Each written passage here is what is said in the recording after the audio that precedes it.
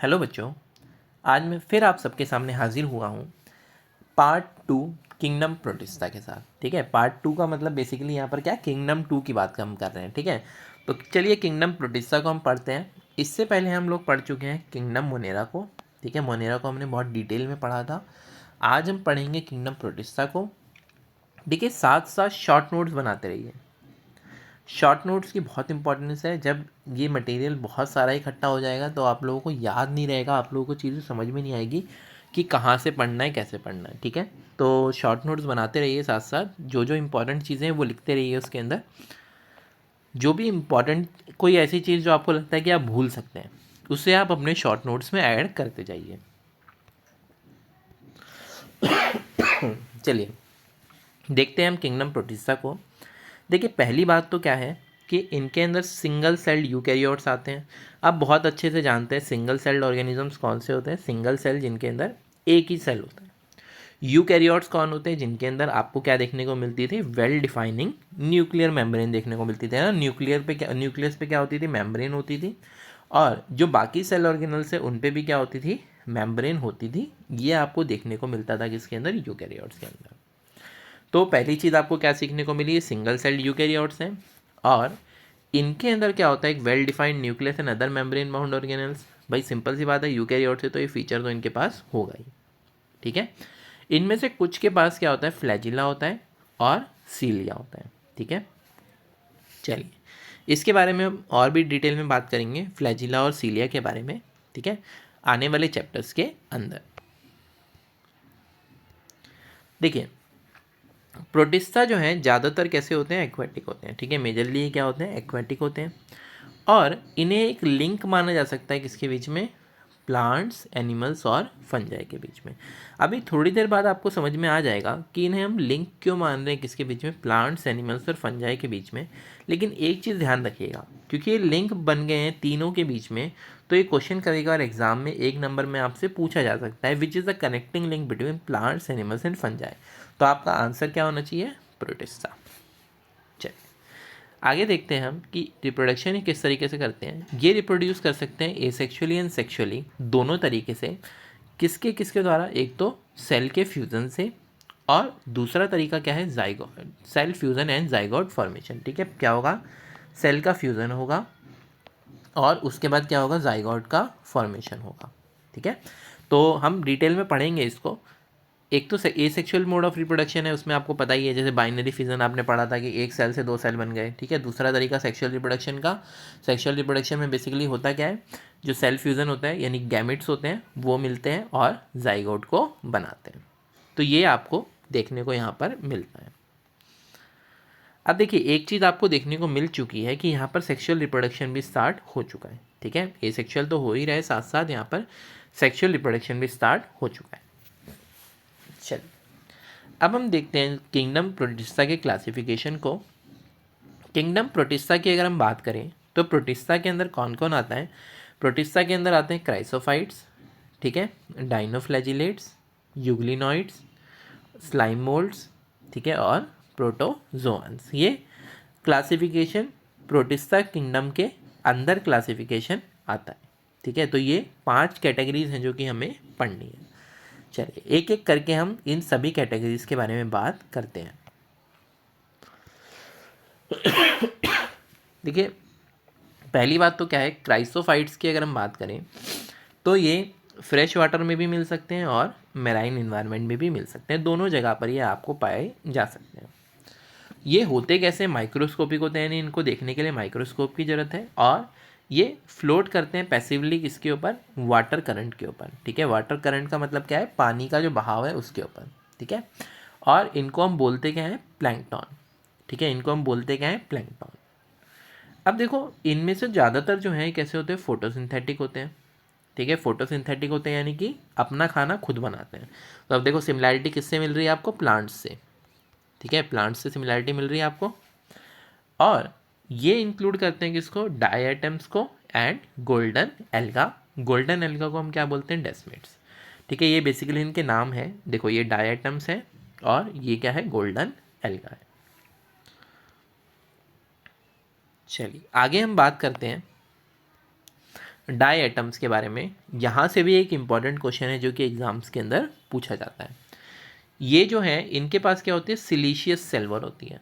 ठीक है, किसकी, सिलिका की बनी हुई सेल वॉल होती है जो कि क्या बनाती है, टू थिन ओवरलैपिंग शेल्स बनाती है।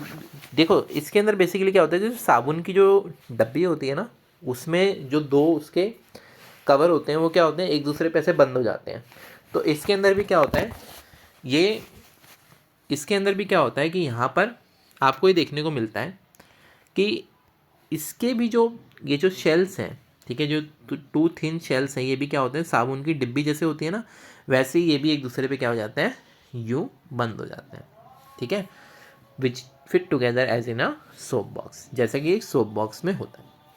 अब डाई एटम्स के बारे में एक तो इंपॉर्टेंट बात क्या निकल के आई, सिलीशियस सेल वॉल होती है इनके पास। ठीक है, और दूसरी चीज़ क्या है, डाई एटम्स जो है वो चीफ प्रोड्यूसर्स हैं ओशियन में, यानी कि मेनली प्रोड्यूसर कौन है ओशियंस के अंदर, डाई एटम्स। ठीक है, जैसे कि अगर हम बात करें लैंड पे कौन होते हैं, प्लांट्स। अगर हम बात करें ओशियन की, ठीक है, अगर हम बात करें किसकी, अगर हम बात करें वाटर की, तो वाटर में मेनली कौन है, डाई एटम्स। ठीक है, तो डाई एटम्स जो है आपको ओशियंस में चीफ प्रोड्यूसर मिलेंगे, यानी कि मेजर खाना कौन बना रहा है, डाई एटम्स बना रहे हैं। ठीक है, मुझे उम्मीद है आप लोगों को यहाँ तक की चीज़ें एकदम क्लियर होंगी। आगे हम बात करते हैं, डाई एटम्स जो है इनके पास हमने बात की कि सिलीशियस सेल वॉल है, चीफ प्रोड्यूसर है। साथ साथ ये जो इनकी सेल वॉल डिपॉजिट है, ठीक है, क्या होता है कि धीरे धीरे इनकी जो सेल वॉल है वो पानी के अंदर जब डिपॉजिट होती जाती है, ठीक है, किसके, बिलियंस ऑफ ईयर्स में, ठीक है, बहुत बहुत सारे सालों के बाद, ठीक है, हज़ारों लाखों सालों के बाद, तो इन देयर हैबिटेट, उसी को हम क्या बोलते हैं, डायटोमेशियस अर्थ। क्या बोलते हैं, डायटोमेशियस अर्थ। ठीक है, कि जो वो डायटोमेशियस अर्थ, इस कंपाउंड को हम क्या बोलते हैं, डायटोमेशियस अर्थ। ये यूज़ होता है किसके अंदर, पॉलिशिंग के काम में और फिल्टरेशन ऑफ ऑयल्स में और सिरप्स में। तो ये बहुत इंपॉर्टेंट है, क्या, डायटोमेशियस अर्थ हम किसको बोलते हैं, तो cell wall deposit of diatoms को हम क्या बोलते हैं, डायटोमेशियस अर्थ बोलते हैं। चलिए, मुझे उम्मीद है आप लोगों को ये वाला टॉपिक एकदम क्लियर होगा, इसमें आप लोगों को कोई भी डाउट नहीं होगा। नेक्स्ट जो टॉपिक हम बात करने वाले हैं बेसिकली वो इसकी सेकंड कैटेगरी है किंगडम प्रोटिस्टा की। चलिए बात करते हैं डाइनोफ्लैजिलेट्स। देखिए डाइनोफ्लैजिलेट्स की अगर हम बात करें तो आपको नाम से ही पता लग रहा है कि यहाँ पर ये क्या है, डाइनोफ्लैजिलेट्स जो हैं इनके पास फ्लैजिला होगा। ठीक है, डाइनोफ्लैजिलेट्स के पास क्या होगा, इनके पास फ्लैजिला होगा। देखिए इनके अंदर अगर हम बात करें तो ये मोस्टली कैसे होते हैं, मेराइन होते हैं और फोटोसिंथेटिक होते हैं, यानी ये भी अपना खाना खुद ही बनाते हैं। अच्छा, ये चीज़ देखो कि आप लोगों को ज़्यादातर ये एक्वेटिक ही मिल रहे हैं ना, क्योंकि मैंने आपको पहले ही बताया है कि मोस्टली प्राइमरी क्या होते हैं, एक्वेटिक ही होते हैं, पानी के अंदर रहते हैं। ये अलग अलग कलर के दिखाई देते हैं, yellow, green, brown, blue, red. और किस चीज़ पे डिपेंड करता है कि इनका कलर क्या होगा, वो डिपेंड करता है कि इनका सेल के अंदर मेन पिगमेंट कौन सा है। ठीक है, बेसिकली पिगमेंट ही क्या करते हैं, इनको कलर प्रोवाइड करते हैं। सेल वॉल जो है उसके ऊपर एक स्टिफ सेलुलोज की प्लेट होती है, किस पर, बाहर वाले सरफेस पे। ठीक है, एक सेलुलोज की प्लेट इनके ऊपर लगी हुई होती है। तो ये हमने बात की किसके बारे में, डाइनोफ्लैजिलेट्स के बारे में। डाइनोफ्लैजिलेट्स से भी एक इम्पॉर्टेंट क्वेश्चन है जो कि हमारे एग्ज़ाम में पूछा जाता है, लेकिन उससे पहले हम बात कर लेते हैं कि इनके फ्लैजिला के बारे में। Most of them have two flagella, इनमें से ज़्यादातर के पास क्या होते हैं, दो फ्लैजिला होते हैं। एक जो है वो कैसा होता है, लॉन्गिट्यूडनल ही होता है, और ठीक है, ये देखो लॉन्गिट्यूडनल फ्लैजिला आपको दिख रहा है, और जो दूसरा है वो ट्रांसवर्सल होता है, किसके बीच में, इन अ फुरो बिटवीन वॉल प्लेट्स। ठीक है, यहाँ पर आपको देखने को मिल रहा है जो फुरो, यानी कि जो जगह है बीच में किसके, वॉल प्लेट्स के, वहाँ पर आपको एक ट्रांसवर्स फ्लैजिलम देखने को मिल रहा है। अब यहाँ जो इम्पोर्टेंट क्वेश्चन बनता है वो ये है कि रेड टाइड्स क्या होती हैं। ठीक है, देखो रेड टाइड्स ये होती हैं कि रेड डाइनोफ्लैजिलेट्स, या फिर जिसे हम क्या बोल सकते हैं, गोनियोलेग्स, ये रैपिड मल्टीप्लिकेशन करते हैं। ठीक है, और इनकी वजह से जो सी है वो कैसा दिखाई देता है, रेड दिखाई देता है। ये देखो ये रेड दिख रहा है आपको, रेड टाइड्स। तो रेड टाइड्स क्या है, rapid multiplication of red dinoflagellates, जिसकी वजह से सी का कलर कैसा दिख रहा है, रेड।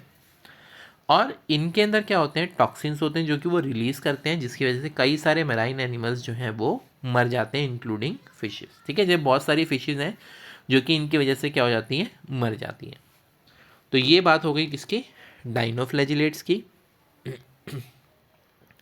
मुझे उम्मीद है आप लोगों को सेकेंड कैटेगरी भी बहुत अच्छे से समझ में आई होगी। हम बात करते हैं थर्ड कैटेगरी की, दैट इज़ यूग्लिनॉइड्स। अगर मैं बात करूँ यूग्लिनॉइड्स की, तो मेनली ये कैसे होते हैं, फ्रेश वाटर ऑर्गेनिजम्स होते हैं जो कि किस में पाए जाते हैं, स्टेगनेंट वाटर में। कैसे वाटर में, स्टेगनेंट। स्टेगनेंट मतलब ठहरा हुआ पानी। ठीक है, स्टेगनेंट का मतलब क्या होगा, ठहरा हुआ पानी। ठीक है, वो एक गीत है ना, ठहरे हुए पानी में पत्थर न मार। चलिए आगे बढ़ते हैं। फाउंड इन स्टेगनेंट वाटर, तो आप समझ गए कि किस में पाए जाते हैं, ठहरे हुए पानी में। Instead of cell wall, cell wall की जगह इनके अंदर क्या होता है, एक प्रोटीन रिच लेयर होती है। अभी जो प्रोटीन रिच लेयर होती है इसको हम क्या बोलते हैं, पेलिकल। ठीक है, ये जो प्रोटीन रिच लेयर इनके अंदर पाई जाती है उसे हम क्या बोलते हैं, पेलिकल। और ये इनकी बॉडी को क्या देती है, फ्लेक्सिबिलिटी। ठीक है, फ्लेक्सिबिलिटी मतलब मुड़ तुड़ सकते हैं ये। और इनके पास दो फ्लैजिला होते हैं, एक शॉर्ट और एक लॉन्ग।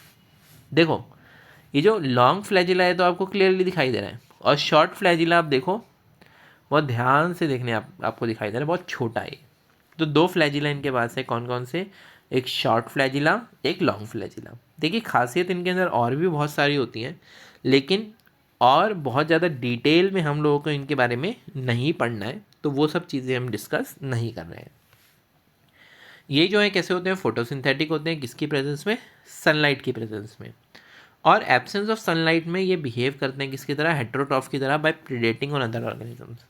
आप एक चीज़ देख रहे हो यहाँ पर कि कुछ ना कुछ एनिमल्स जैसी कैरेक्टरिस्टिक्स आनी शुरू हो गई। अभी तक हम बात कर रहे थे प्लांट्स जैसी कैरेक्टरिस्टिक्स की, अब कैसी कैरेक्टरिस्टिक देखने को मिल रही है, एनिमल जैसी, है ना। हेटेरोट्रॉफ बन गए कब, जब इनको सनलाइट नहीं मिली। तो ये आपको देखने को मिल रहा है यहाँ पर, तो इसलिए आप बोलते हो क्या, कनेक्टिंग लिंक है ये। ठीक है, अब आप समझ रहे होंगे कनेक्टिंग लिंक हम इन्हें क्यों मान रहे थे। इनके जो पिगमेंट्स हैं वो आइडेंटिकल होते हैं किससे, हायर प्लांट्स से। यानी जैसे कि हायर प्लांट्स के अंदर पिगमेंट पाए जाएंगे वैसे ही इनके अंदर पाए जाएंगे। ठीक है, इसका एग्जाम्पल क्या है, एग्जाम्पल है यूग्लिना। नेक्स्ट हम बात करते हैं अगली कैटेगरी की, and that is slime moulds. ठीक है, स्लाइम मोल्ड्स ये बेसिकली सेप्रोफाइटिक प्रोटिस्ट होते हैं। ठीक है, ये कैसे होते हैं, सेप्रोफाइटिक प्रोटिस्ट होते हैं। और इनकी जो बॉडी है वो मूव करती है किसके अलोंग, डिकेइंग ट्विग्स, यानी जो सड़ी हुई लकड़ियाँ होती हैं और जो लीव्स होते हैं, ठीक है, उनमें से क्या करते हैं, ऑर्गेनिक मटेरियल को निकाल लेते हैं। और सूटेबल कंडीशन के अंदर, यानी कि अगर इनको अच्छी कंडीशन मिलती है तो ये क्या करते हैं, इकट्ठे हो जाते हैं और क्या बना लेते हैं, प्लाज्मोडियम। ठीक है, प्लाज्मोडियम ध्यान रखना ये ऑर्गेनिज्म नहीं है। ठीक है, प्लाज्मोडियम क्या है, प्लाज्मोडियम है ये बहुत सारी जब मिल गए तो उन्होंने जो एग्रीगेट बनाया है इसी को हम प्लाज्मोडियम बोलते हैं। ठीक है, और ये कई फीट तक जा सकता है, तो बहुत बड़ा ये देखने को हमें मिल सकता है। ठीक है, फेवरेबल कंडीशन में इस तरीके से दिखते हैं। देखिए इसी में हम आगे अगर बात करें तो अंडर फेवरेबल कंडीशन, अगर इनको फेवरेबल कंडीशन मिल जाती है तो प्लाज्मोडियम क्या करते हैं, प्लाज्मोडियम डिफ्रेंशिएट करते हैं और ये फ्रूटिंग बॉडीज़ बनाते हैं। ठीक है, ये क्या बनाते हैं, फ्रूटिंग बॉडीज़ बनाते हैं। अब देखो जब इन्होंने फ्रूटिंग बॉडीज़ बनाई तो उन फ्रूटिंग बॉडीज़ पे क्या है, बेसिकली कुछ ना कुछ होगा। ठीक है, अब होगा क्या इनके ऊपर, इनके ऊपर होते हैं स्पोर्स। ठीक है, इनके ऊपर क्या होते हैं, स्पोर्स। भाई फेवरेबल कंडीशन नहीं है तो आप समझ ही गए होंगे कि स्पोर्स बनने हैं। तो स्पोर्स बनते कैसे हैं कि प्लाज्मोडियम जो इसने क्या बनाया, फ्रूटिंग बॉडी बनाई। अभी जो फ्रूटिंग बॉडी है इसके ऊपर क्या मिलेंगे आपको, स्पोर्स मिलेंगे। स्पोर्स के अंदर क्या होती है, ट्रू वॉल्स होती हैं। ठीक है, स्पोर्स के ऊपर ट्रू वॉल होती है जो कि हाईली रेजिस्टेंट होती है। ठीक है, और सर्वाइव कर सकती है कई सालों तक। मैंने आपको एक चीज़ बताई थी कि जो भी ऑर्गेनिजम्स हैं वो इतनी आसानी से ख़त्म नहीं होते हैं ना, कि वो सर्वाइव कर सकते हैं बहुत ही लंबे टाइम तक। तो ये आपको देखने को मिलता है किसकी वजह से, स्पोर्स की वजह से, क्योंकि स्पोर्स के ऊपर क्या होती है, एक बहुत ही रफ वॉल होती है जो कि आसानी से ब्रेक डाउन नहीं होती। अच्छा, ये जो स्पोर्स हैं ये डिस्पर्स कैसे होते हैं, एयर करंट से, यानी कि जो हवा चलती है ना उससे क्या होते हैं, दूसरी जगह पर पहुंच जाते हैं। देखिए बहुत ज़्यादा डिटेल में मैं अभी इस प्रोसेस के बारे में बात नहीं कर रहा हूँ, ये जो प्रोसेसेस हैं इन सबको हम डिटेल में समझ लेंगे, ठीक है। तो अभी आप इन चीज़ों के बारे में परेशान मत होना, या थोड़ा बहुत चलिए मैं आपको बता देता हूँ साथ साथ। देखिए ये प्लाज्मोडियम था, इस पे क्या आई, फ्रूटिंग बॉडी। अब ये जो फ्रूटिंग बॉडी बनी है, ये इसके अंदर क्या होगा, मियोसिस होगा। और मियोसिस का प्रोसेस हम समझेंगे वैसे तो, ठीक है। मियोसिस के अंदर क्या होता है कि अगर किसी सेल के अंदर 2n क्रोमोसोम्स हैं, ठीक है, यहाँ पर पेयर अगर है क्रोमोसोम का तो वो हैप्लॉइड हो जाता है, ठीक है। अगर डिप्लॉइड था यानी कि आपको पेयर में क्रोमोसोम्स मिल रहे थे, तो अब क्या देखने को मिलेगा, आपको सिंगल देखने को मिलेगा, हैप्लॉइड हो जाएगा। तो ये आपको देखने को यहाँ पर मिलेगा। यानी अगर मान लो कि जैसे फॉर एग्जांपल अगर मैं ह्यूमन बींग्स की बात करूँ, तो इनके अंदर 46 क्रोमोसोम्स होते हैं ना, 23 पेयर्स ऑफ क्रोमोसोम्स देखने को मिल रहे हैं अगर हमें।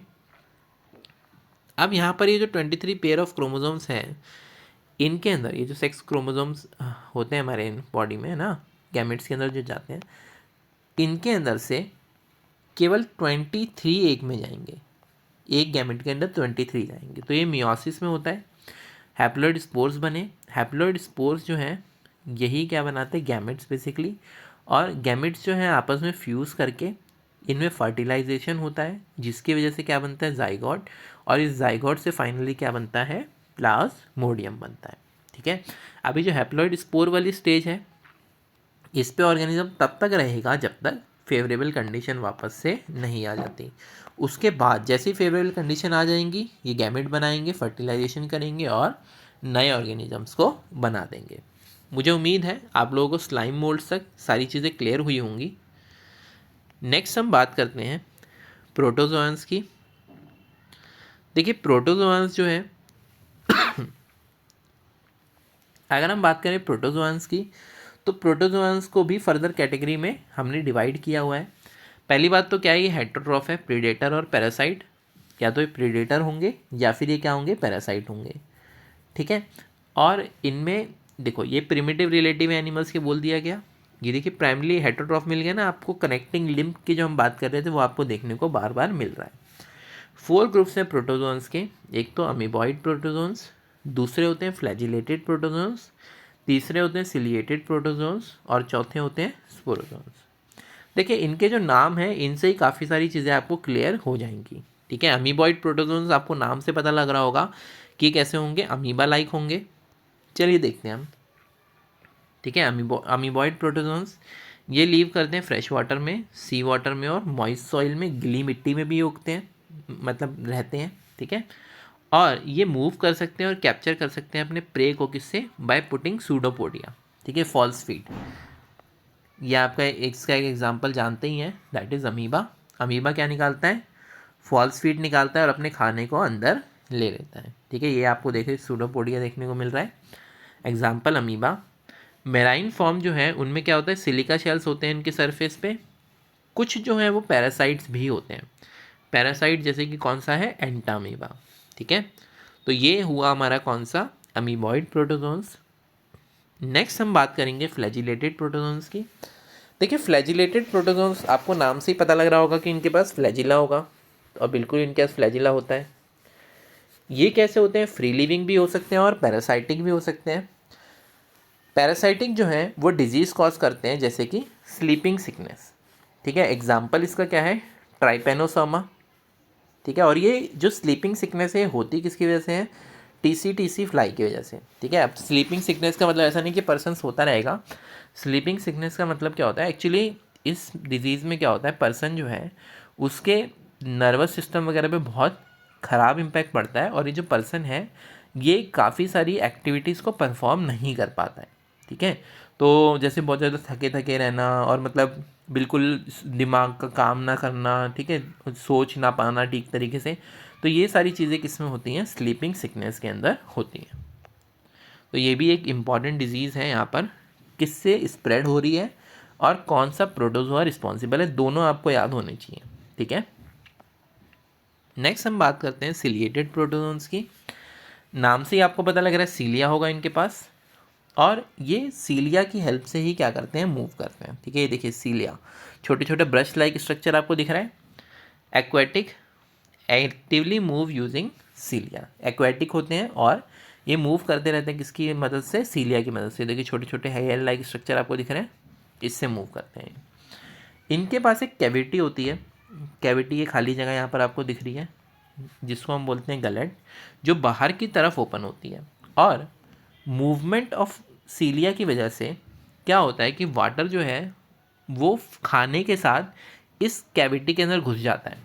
ठीक है, और फिर आगे का प्रोसेस आपको पता है कि डाइजेशन होता होगा और वो बाहर निकल जाता होगा। एग्जाम्पल इसका क्या है, पैरामीशियम। तो ये आपको अभी तक हमने यहाँ पर जो ऑर्गेनिजम्स देखे, इसमें हम लोगों ने बात कर ली है 3 कैटेगरीज की, किसके अंदर, जो हम लास्ट कैटेगरी में बात कर रहे थे, that is protozoans. Last category में बात करें स्पोरोजोअन्स, ये जो है इन्फेक्शियस स्पोर लाइक स्टेज होती है किसकी, लाइफ साइकिल की। ठीक है, इसमें क्या होता है, इनमें एक इन्फेक्शियस स्पोर लाइक स्टेज होती है, जो कि क्या करती है, इन स्पोर्स जो बेसिकली क्या करते हैं, इन्फेक्शन कॉज करते हैं किसी ऑर्गेनिज्म के अंदर। इसका एग्जाम्पल है प्लाज्मोडियम। ठीक है, जो कि क्या करता है, मलेरिया कॉज करता है। और ये जो मलेरिया कॉज करने वाला ऑर्गेनिज्म है, ये कई तरह की मलेरियल डिजीज़ कॉज कर सकता है। प्लाज्मोडियम फॉल्सीपेरम मोस्ट डेंजरस होती है ये। ठीक है, प्लाज्मोडियम वाइवेक्स और प्लाज्मोडियम मलेरिया, प्लाज्मोडियम ओवेले। तो ये 4 तरह के डिजीज़ ये कॉज आपको करता हुआ मिलेगा। ठीक है, कौन सी, मलेरिया की। ध्यान रखना, इस प्लाज्मोडियम का उस प्लाज्मोडियम से कोई भी रिलेशन नहीं है जो कि हमने पढ़ा था। ठीक है, आप लोगों को याद होगा यहाँ पर जो हमने प्लाज्मोडियम पढ़ा था, इसका और यहाँ पर जो हम प्लाज्मोडियम पढ़ रहे हैं इसका, इन दोनों का आपस में कोई भी लिंक नहीं है। इस बारे में कोई भी कन्फ्यूज़न अपने दिमाग में मत पाल लेना। ठीक है, तो मैं उम्मीद करता हूँ आप लोगों को किंगडम प्रोटिस्टा समझ में आया होगा। नेक्स्ट क्लास में हम लोग बात करेंगे किंगडम फंजाई के बारे में। ठीक है, और किंगडम फंजाई के बारे में हम नेक्स्ट क्लास में बात करें उससे पहले आप लोग किंगडम प्रोटिस्टा को और जो किंगडम बैक्टीरिया हमने पढ़ा है उसको बहुत अच्छे से, किंगडम मोनेरा जो हमने पढ़ा है उसको बहुत अच्छे से रिवाइज कर लीजिएगा। All the best for your exams.